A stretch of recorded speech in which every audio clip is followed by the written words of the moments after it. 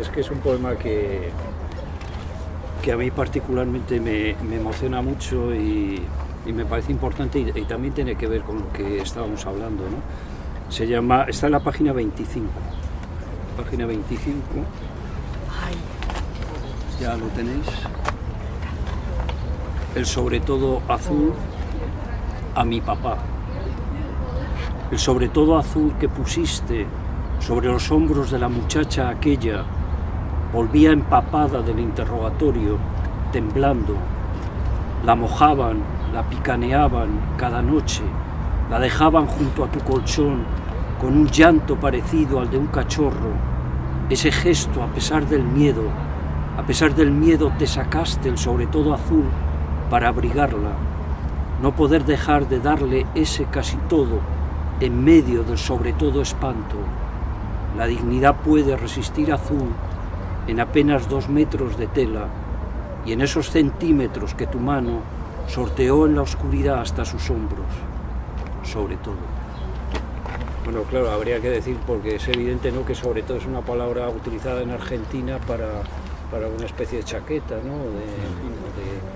Y la dedicatoria a mi papá, por lo tanto la referencia a la dictadura argentina, y a mí me parece que es un poema, sobre todo por lo que hablábamos antes, ¿no?, por la importancia de los gestos, ¿no?, de los gestos a veces aparentemente mínimos, pero que donde está todo, ¿no? Cuando yo hablaba antes de la dignidad me refería a eso, ¿no?, a ese gesto de que está también padeciendo tortura, pasando frío, etc., y sin embargo es capaz, en este caso el padre de quien escribe, ¿no?, parece por la dedicatoria, de taparle, de ponerle la chaqueta, ¿no?, sobre todo encima de la otra persona, y el juego de palabras sobre esa chaqueta, sobre todo, así, me parece que está toda la dictadura argentina y todas las dictaduras del mundo allí y todas las resistencias posibles del mundo en estos versos, ¿no? No sé cómo lo veis, pero yo lo quería, porque a mí me llega mucho el poema.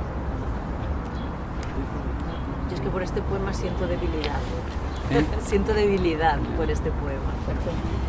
Pues porque, claro, lo he puesto yo en el corpus. Lo has puesto tú. Entonces, conozco a la autora, que efectivamente es una poeta argentina, y hace unos años, bueno, en Valencia, sabéis que en el barrio de Ruzafa hay muchísimas actividades también culturales, y hay una que se llama Rusafar, que es bienal. Entonces es, bueno, un encuentro, sobre todo pues hay pintoras que abren sus estudios, que muestran obra, y hay una, bueno, entre ellas hay una pintora que es Susana dos Santos, es amiga mía, y antes tenía un estudio, habíamos hecho algunas actividades de poesía, y en la penúltima edición ya no tenía el estudio, pero decidió abrir las puertas de su casa. Y entonces tenía una de las habitaciones, tenía un par de cuadros bastante grandes para mostrar, y yo decidí montar allí, se lo propuse, ella aceptó, y era una especie como de recital íntimo, porque el espacio era muy pequeñito, y hacíamos duetos de poetas, y entonces vino la poeta responsable de este texto y hizo una lectura, entre ellos estaba este poema. Pero lo que más me impactó no fue la lectura de ella, que también por la intensidad del texto, sino que estaba su padre y su madre. Y su padre era el señor que en aquel momento se quitó ese sobre todo azul para ponérselo a esa mujer a la que habían torturado. Entonces, bueno, fue uno de esos momentos, por eso digo que es un poema que ya tiene una carga de emoción muy fuerte por la bondad y la generosidad en los momentos más crueles, que el ser humano es capaz de la aberración más grande, pero también de la generosidad más inmensa. Pero encima, tener delante, o sea, mientras ella recitaba el poema, estar mirando a ese hombre, y aquello para mí fue impactante. Entonces, es un texto que cada vez que lo oigo, ¿no?, hace todo por dentro, ¿no?, porque me parece inmenso, y ser capaz de describir, sin haberlo vivido, obviamente, ¿no?, pero cómo la palabra puede devolver la intensidad de ese recuerdo, ¿no? Y eso es, bueno, pues es uno de los mecanismos para mí esenciales de la poesía que creo que se puede conseguir a través de cualquier arte, ¿no? Que es generar belleza a partir del dolor. Pues, y es lo que nos salva. Pues mirad el poema que está al lado, no limpian las palabras, porque es como una especie de diálogo. Es que estas cosas son casuales, pero... Parece, no, como dice Jung, son correlaciones, casual, ¿no? Son correlaciones. No, no limpian las palabras. Dice, no limpian las palabras. Alumbran una isla en el lugar del miedo y extienden una rama al paso de los pájaros. Acogen cuanto nace del hambre de las cosas y mueren en silencio. Pero su amor no limpia, como no limpia el llanto el rastro de estar vivos. Es acojonante el diálogo que establecen entre los dos, ¿verdad? Cómo se anulan prácticamente uno al otro. Es que esto es para hacer un corazón, perdonadme. Sí.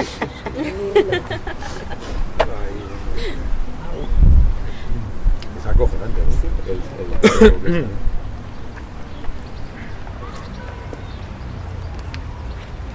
¿Con cuál te quedas? Con los dos. En realidad es que este es... No, yo... No, me papá refiero, o mamá, ¿no? me refiero que es esta, en realidad yo creo que es esto, es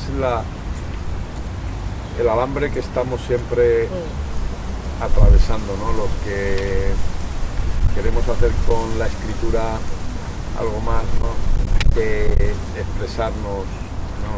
Expresarnos, es decir, como nuestros demonios interiores o nuestras obsesiones. ¿Qué haces? Es decir, ¿borran las palabras algo o no? O aún así tienes que hablar, ¿no? O tienes que... No borran, pero ayudan. Por lo menos tienes ayudan. que dejar testimonio también de la decencia. De la dignidad. Sí, no, esto es la hostia, ¿no? Sí, yo lo había marcado también. También. Sí, Justo por eso. Por el que muchas veces me he planteado si no era una forma a lo mejor de llorar el escribir para mí. Aunque luego pues reflexionas y dices, pues no, es una forma también de entender el mundo, ¿no? Pero sí que esa necesidad de en los momentos malos tener que escribir es como que al final se convierte en una forma de llorar. Y me ha gustado mucho el de no limpia el llanto, el rastro de estar vivos, ni limpian las palabras tampoco al final. Esto se planteó ya después de la Segunda Guerra Mundial, cuando se ven, ¿no? Las imágenes de Auschwitz y se lanza, ¿no? Adorno, es Adorno, ¿no? Sí, es Adorno. Y entonces, claro, hubo artistas que dijeron, no merece la pena. Pero sin embargo otros dijeron, no, joder, tenemos que dejar testimonio también de la decencia. Es decir, de que, joder, no nos han vencido, hostias. Entonces ahí yo, a veces cuando me lo planteo, porque esto nos lo planteamos todos, los que escribimos con un poco eso de ciertos, o intentamos dar un cierto sentido al asunto, nos lo planteamos muchas veces. Yo siempre me digo lo mismo, ¿no? Joder, hay que hacerlo. Hay que hacerlo porque si nosotros no dejamos testimonio de la decencia o de nuestras ilusiones o de cómo podría ser el mundo y nosotros mismos, los otros no se van a callar, los otros van a estar hablando y diciendo y al final van a llenar el mundo de sus palabras. Entonces la palabra también es una trinchera de combate donde debemos también mantener la decencia, ¿no? Y por eso sigue existiendo.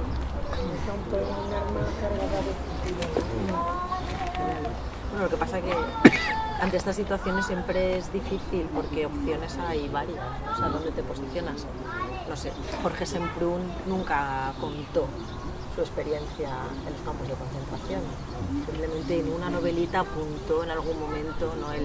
Cómo lo habían llevado en un vagón donde iban hacinados. Algo más,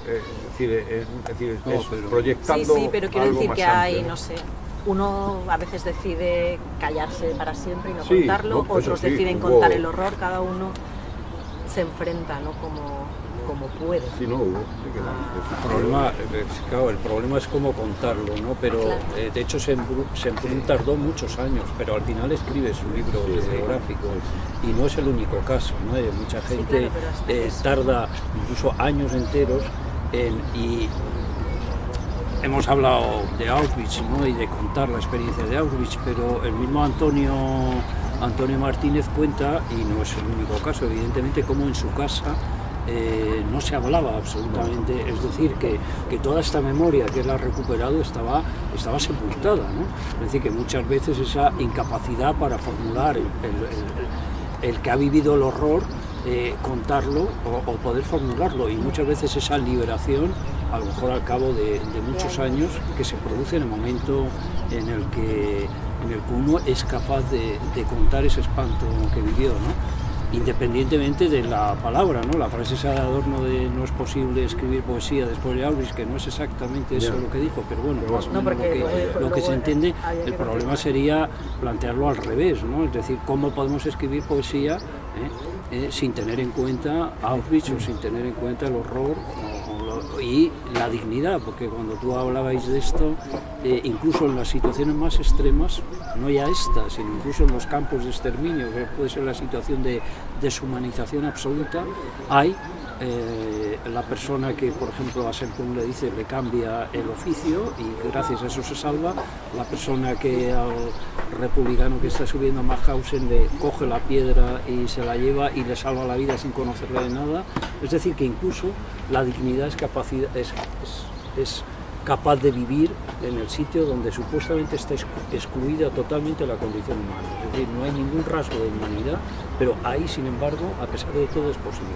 Entonces, ese es otro misterio, ¿no? Y eso hay que decir, por eso, y eso también hay que contarlo, ¿no? Es decir, para recordarnos a nosotros mismos y recordarles a otros que, joder, somos algo más que Recuérdaselo y bestialidad. recuérdaselo a otro, el título de Primo Levi. Claro, es eso. Pero es el propio Semprún, ¿no? Quien hace recuento de todos los que se suicidan después de tomar la palabra para contar el horror. O sea que efectivamente la palabra no borra. Yo creo que a nivel personal yo ya he dicho que soy completamente nueva, ni escribo poesía ni la leo mucho, pero a nivel personal veo que es muy favorable verbalizar las cosas, comunicar, porque es una especie de, para mí es una terapia. Después de la experiencia de mi vida he visto que es bueno compartir todo y verbalizarlo, porque para mí es una terapia, es una forma de liberarme, autoestimarme y ver que la gente no se encuentre como un bicho raro. Y es muy bueno lo que estamos haciendo, me expreso mal, pero veo que la terapia es muy buena, verbalizar cualquier tipo de experiencia, tanto si es positiva. Ahora necesitamos un poco de positivismo, mucho, como de las experiencias, pues que lo tenemos ahí hace nada, lo de los campos de concentración y tal, y la miseria que se está viviendo ahora, los ricos cada vez más ricos, los pobres cada vez más pobres, los abismos de miseria y de que está todo muy mal repartido, y la gente, pues en mucho estamos, solo digo a mis hijos que estamos muy apaciguados para todo lo que tenemos encima. Veo que, claro, ellos continúan haciendo todo lo que quieren. Nosotros somos los que tenemos que plantarles un poco cara y no desistir. A mí me gustaría vincular el tema del holocausto judío con un libro de Viktor Frankl que se llama El sentido de la vida, no sé si lo conoceréis, me parece un libro magnífico. Me gustaría vincularlo con un verso del poema anterior que dice, a ver si lo encuentro, ese gesto a pesar del miedo. Me parece, bueno, más tarde lo continúa diciendo, la dignidad puede resistir azul en apenas 2 metros de tela. Creo que en contextos de grandísimo horror hay gestos, pequeños gestos que pueden sobreponerse. Y eso es lo paradójico y lo bello de nuestra especie y nuestro potencial, ¿no? Poder hacer cosas mínimas que puedan multiplicar y puedan sobreponerse y puedan cambiar, puedan conseguir un golpe de efecto cambiando una situación que a todos los niveles nos sobrepase. Y bueno, pues creo que la palabra tiene mucho de detalle, mucho de gesto, y a veces podemos dudar de practicidad o de la utilidad que tiene la palabra o el propio pensamiento, pero no sabemos las ondas, como cuando arrojas una piedra en un lago, ¿verdad? No sabemos hasta dónde pueden llegar. Por lo que decíais, bueno, con lo que estabais comentando, ¿no? De también el silencio, el momento en el que se pueden sacar ciertas cosas, y en este caso a través de la palabra, a mí me ha venido a la mente uno de los textos que hay, que está en la página 105, que lleva el título en alemán, Frag mich warum, que significa pregúntame por qué. Y está en valenciano. Os lo voy a leer y si hace falta hacemos una traducción así, no sé, rápida. ¿Tienes la traducción? No, la traducción... preguntan per què, Per això comença el poema. Pregunten el per què d'aquell acord que ens va tancar a tu dins, a mi dins de les parets d'aquesta casa nostra. Pregunta-m'ho ara que retrobem, mare, les claus de tantes inquietuds. Res no han resolt els anys que ens han portat. A tu, a esperar darrere la persiana. A mi, a arribar sempre tard a les coses. I aquella fam que has heretat d'un temps de por, de guerra i cues impossibles, se t'ha instal·lat als ulls i ja no és fam, i ni tan sols és por. Mare, què és? Estos también es de los que te pegas y dius, ala, ¿no? Y bueno, y este enlaza con lo que decís de la imposibilidad de cuándo te puedes enfrentar a ciertas cosas, ¿no? Con tu madre, ¿no? Pero a todo eso que heredamos de silencios, de miedo, por lo que decías de Antonio, ¿no? De cómo cuenta un tiempo, pero en un momento muy concreto, y cuando se decide echar esa mirada hacia atrás y reflexionar sobre ese tiempo, ¿no? Y cuando hay veces que además esos silencios son compartidos, ¿qué parte hay que no nos han contado, que nos han ocultado por miedo, me y los recuerda hijos, ¿no? Que lo retoman? a mi propia abuela, es decir, a Mare. Yo me crié con mi abuela y me llamo Matías porque a mi abuelo lo fusilaron, lo asesinaron en la Navidad del 37 en Cáceres, con 250 y tantos. Y entonces mi abuela tenía entonces 29 años, se vistió de negro y murió de negro. Pero jamás me habló de mi abuela.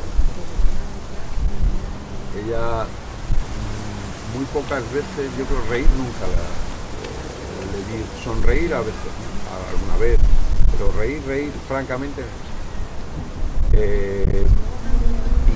Y es esta pregunta sí se la hubiese hecho a ella, ¿no? Y si no es, porque claro, pasó miseria, represión, hambre, todo eso, pero había algo más.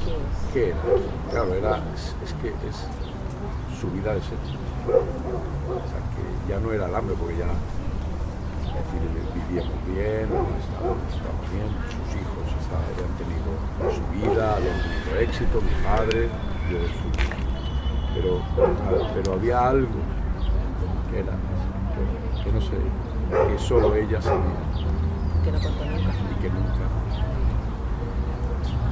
Mi madre siempre contaba, vivió la guerra civil, eran inmigrantes andalusos. Sí, como Mare. Y siempre que mamá le decía, si la guerra fue mala hija, pues la guerra fue peor. A tienen molta fam, molta repressió, ma mare vingué i en un quart vivien a lo millor 2 o 3 famílies i després poquet a poquet, però hi ha molta repressió perquè per sentir la ràdio, la pirinaica pues era amagats i a lo millor un veí que te denunciava. I ma mare era una frase que sempre la dia molt. Si la guerra fue mala hija, la posguerra fue peor. Sí. Y claro, la posguerra duró mucho. Es la pregunta también de cuánto puede durar el miedo, ¿no? Cuánto puede durar el terror, ¿no? Y lo que suponen 40 años o más de 40 años de silencio, ¿no? En tantas familias, entonces a veces eso se rompe, ¿no? Es como como una balsa, ¿no? Y sale todo el agua. Yo tengo también una experiencia que pasó en Valencia, por eso la cuento, porque es curiosa, leyendo un libro mío en la librería Primado, que habla pues un poco de los asesinados en la guerra civil, etcétera, las ausencias, y que de pronto la lectura, donde había mucha gente que no eran tampoco poetas, y bueno, había algunos poetas, pero era gente que había ido allí, se convirtió en una especie de necesidad la gente contar, pues a mi abuela pasó esto, a mi padre pasó esto, sin embargo jamás se contó esto en casa, etcétera. La gente tenía esa necesidad, ya un poco este proceso de recuperación de memoria que hemos hecho nosotros, ¿no? Y lo grave que es perder esa memoria, ¿no? Es decir, como la gente, de pronto la poesía, eso parecía, decía Antonio Méndez Rubio que estaba allí, esto parecía Alcohólicos Anónimos, ¿no? Yo me llamo tal y también a mi abuelo le pasó esto, pero es verdad, es llevarlo un poco al humor, pero es que había una necesidad real de la gente que durante tanto tiempo, y tú hablas de lo de Cáceres, porque fíjate, mi familia es de Cáceres, digamos que sería una familia de mi padre, ¿no? Y yo he vivido ahí en Cáceres, pero yo jamás sabía esos 200, o sea, nunca pensé que había esos 200, y jamás en el ámbito, digamos, oficial se había hablado, ¿no? de esa represión, aunque fuera de manera era algo que en entonces, Cáceres no se hablaba, de esa Navidad no se hablaba.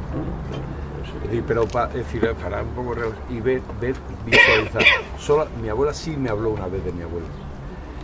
En el año 76, en la última gran manifestación por la amnistía, yo era un chaval, un militante del Partido Comunista, y me acuerdo que fue una de las veces que me detuvieron. O sea, ahí fue la caña, fue la guerra. Esa, no sé si estuviste en esa, fue en junio, y fue la guerra. Estuvimos como desde por la mañana, que era a las 12 el salto, hasta por la noche dándonos hostias. Yo ya, imaginaos, en la Plaza de España parecía Londres, es decir, de los gases lacrimógenos y de las bombas de humo.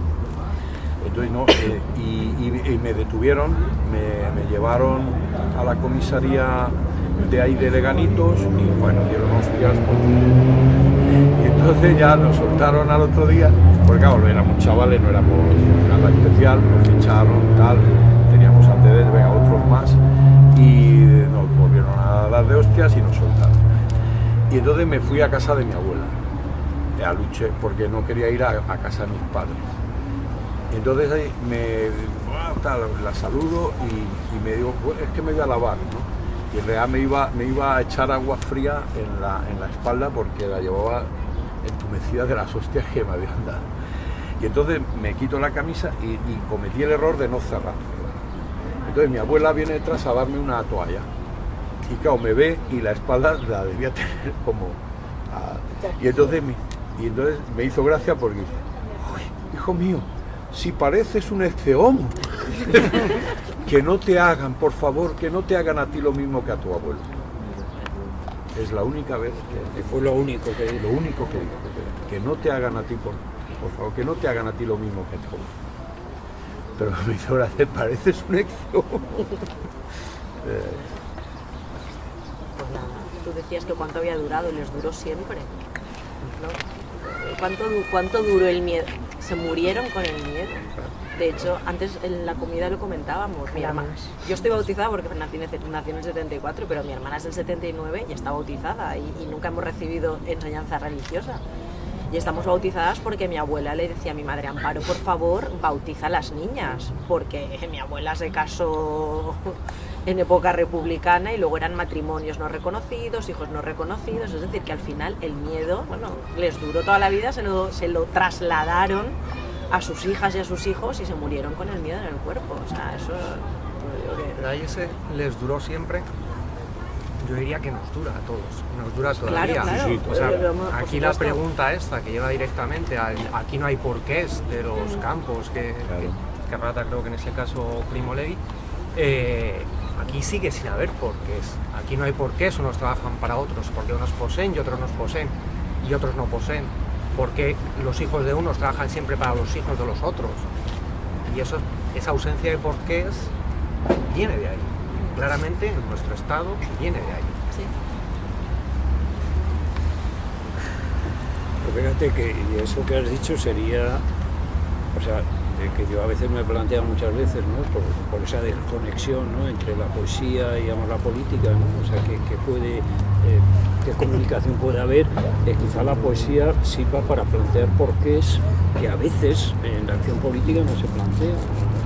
Quiero decir que o sea, ese cuestionamiento y ese preguntarse llevándolo al límite, incluso en el lenguaje mismo, y que muchas veces cuando actuamos y no nos paramos, no tenemos un tiempo siquiera de silencio como esta mañana, de escucha del silencio muchas veces, o escucha la pregunta de cada uno. Digo, esta mañana que había una actividad muy bonita, no sé si estabais, ¿no? Pero nos han propuesto unos minutos de escucha, es decir, de silencio en un patio, ¿no? Simplemente que... Y claro, el silencio pesa, como cuando hay un minuto de silencio que se hace eterno, ¿no? Si alguien no lo cuenta, en medio minuto se corta.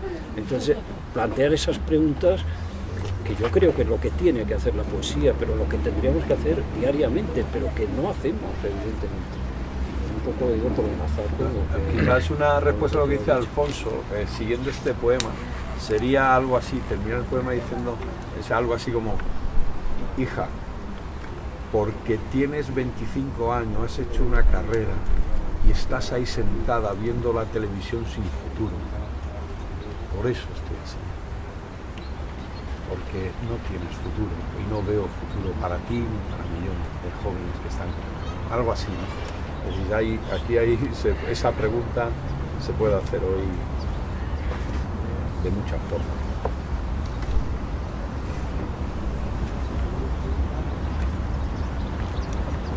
Me permitiré citar ahí. Tengo un recuerdo de un ensayo que leí en inglés sobre los vikingos para hacer un informe con una editorial. Y comenzaba con una especie de dicho vikingo, que era muy curioso, que no recuerdo exactamente, pero era algo así como, pues esto, una situación de conquista, un vikingo llega entre el propietario de una tierra y dice, ¿de quién es esta tierra? Y dice, esta tierra es mía. Y dice, ¿y por qué? Porque era de mi padre. ¿Y por qué era de tu padre? Porque era de mi abuelo. ¿Y por qué era de tu abuelo? Porque la ganó con la espada. Pues yo ahora con la espada te la voy a quitar. Eran vikingos. Hay que ser más vikingo. Esa vida. Caray. Bueno, nosotros tenemos pinta de vikingo. Algunos sí. No más que otros. Pasa de pelo.